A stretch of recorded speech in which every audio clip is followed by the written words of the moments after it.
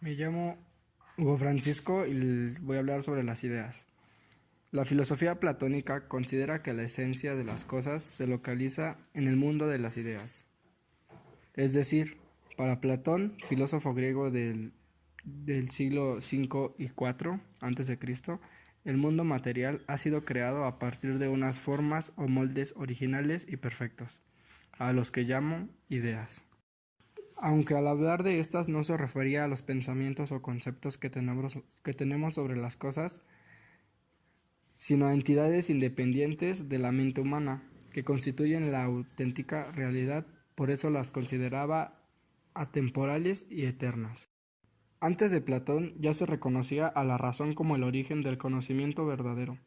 A partir de eso, Platón construyó la teoría de las ideas, en la que consideraba dos fuentes de conocimiento, los sentidos y la razón.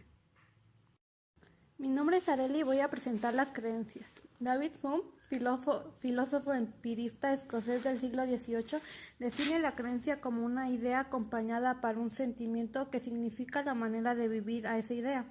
Los filósofos analíticos contemporáneos dedicados al estudio de la mente hacen el término creencia para referirse a la actitud que mantenemos cuando asumimos que algo es cierto o que pasamos que es el caso. La manera en que la palabra es usada comúnmente en el campo filósofo no implica ni que sea creencia incierta ni que sea el producto de una reflexión exhausta.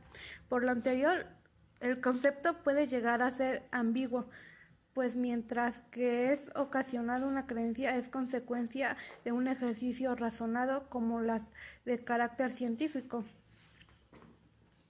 Otras veces es producto de los hábitos y costumbres como la creencia de que la nieve es blanca. Mi nombre es Jessica y les voy a explicar el tema del conocimiento y su justificación. En el blog, Aristóteles defendió el conocimiento como la posesión inmaterial del ser de una cosa, pero bien puede entenderse como el saber o sabiduría obtenida en la capacidad de razonar propio del ser humano. El conocimiento debe diferenciarse de términos como inteligencia o razonamiento, pues estas son habilidades o capacidades y este es el resultado del uso de las mismas.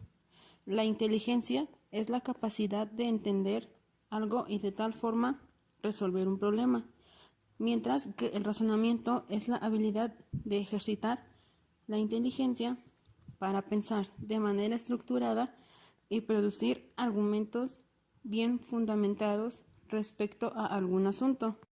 Mi nombre es Josué, yo les voy a hablar de cuáles son las bases del conocimiento científico.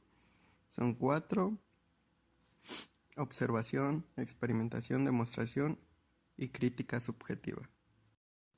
Todas las ciencias operan de acuerdo a un método preestablecido, es decir, tienen una manera ordenada para obtener nuevos conocimientos.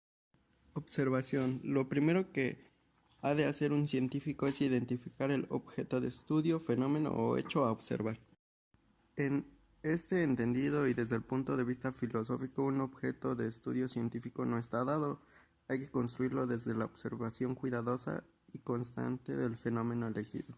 Experimentación. El científico no se limita a solo observar, tiene que proponer una explicación lógica acorde a sus observaciones. Demostración. En otras palabras, si la experimentación demuestra que la hipótesis no sirve, tendría que crear una nueva y experimentar otra. Intersubjetiva. Intenta resolver el constante conflicto entre la objetividad y la subjetividad. Me llamo Alison y voy a presentar el tema de saberes tradicionales.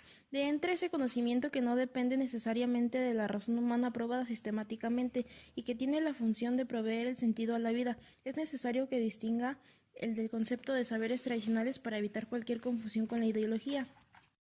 León Olive, filósofo mexicano, describe los conocimientos y saberes tradicionales como los conocimientos que han sido generados y preservados, aplicados y utilizados por comunidades y pueblos tradicionales, como son los grupos indígenas. Los considera una parte medular de las culturas de dichos pueblos y también reconoce el potencial que representan para la comprensión y solución de diferentes problemas sociales y ambientales. Características del conocimiento tradicional son las dimensiones prácticas, el arraigo territorial, el carácter colectivo y el origen histórico, el dinamismo